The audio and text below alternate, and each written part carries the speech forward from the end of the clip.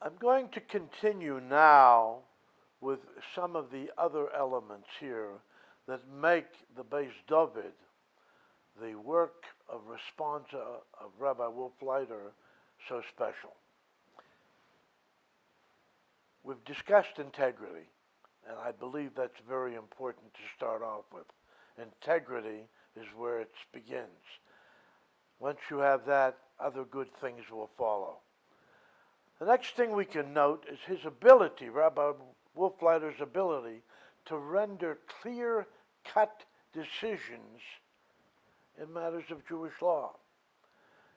It happens to be quite rare in young people, and as we've said before, many of the responsa were written at a young age, okay, anywhere between 12 and 20, some of them,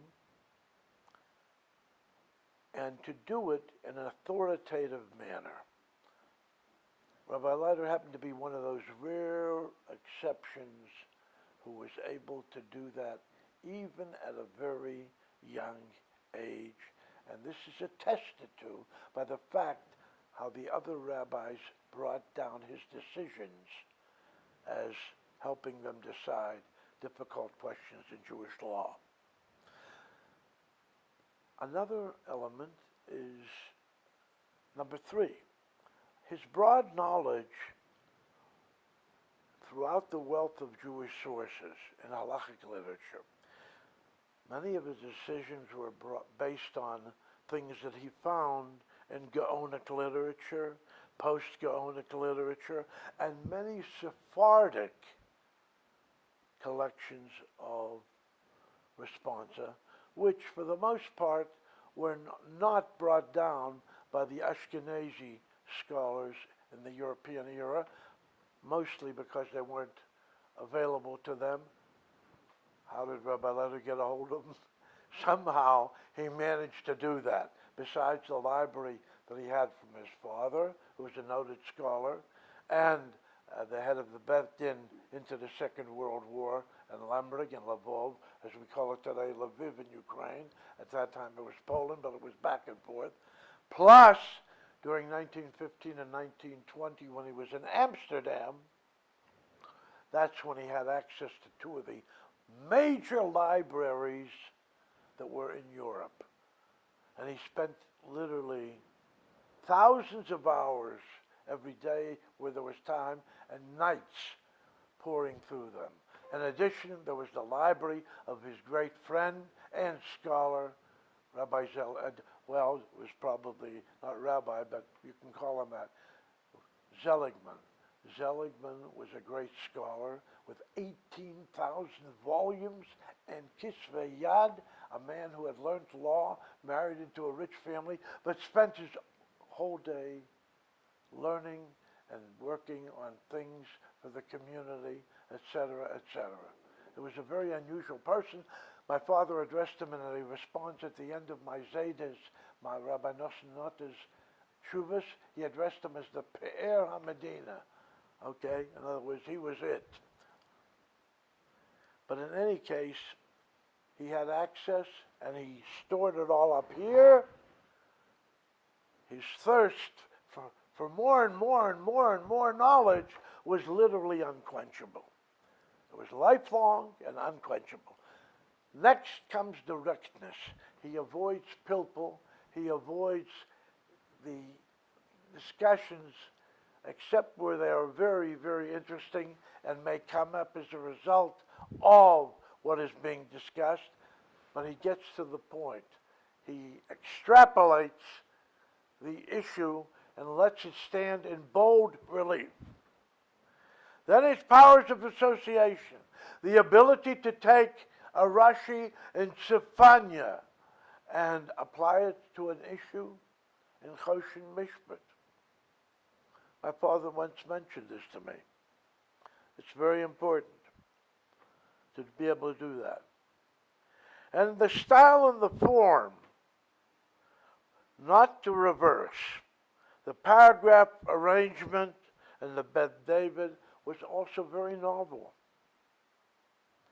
It's of great help to the reader when he's looking at a halachic work, and it goes through a lot of issues and a lot of sources, to be able to digest,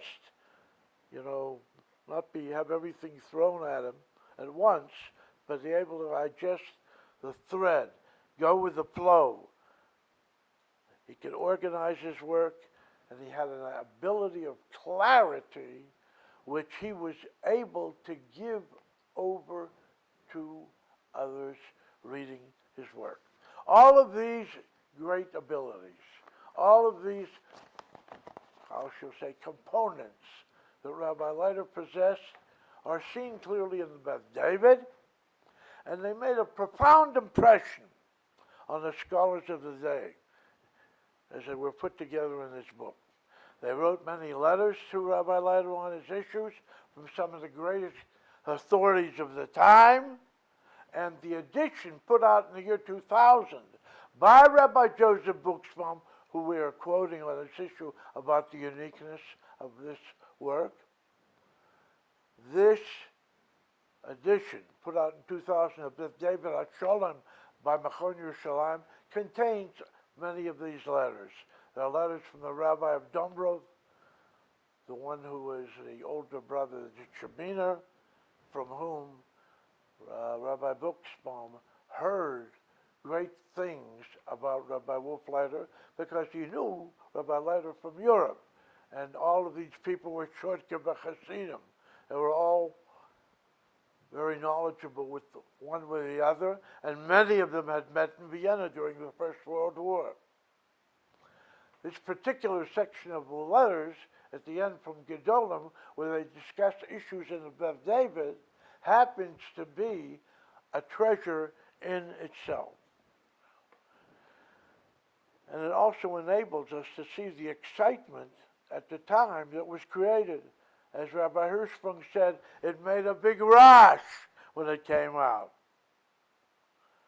In any case, the enormous regard of the geniuses of the Torah that they accorded the new work of the Beth David and its author of having produced a work virtually unique in breadth and erudition in its time, and their witnessing of a new star ascending into the firmament of Psak Halacha, the decision makers in Jewish law, was to them a palpable delight, pure and joyous, and the young master of Jewish law was stamped as such by the Gaonim and the decisors of the first rank for all time, and by the true halachic titans of the time.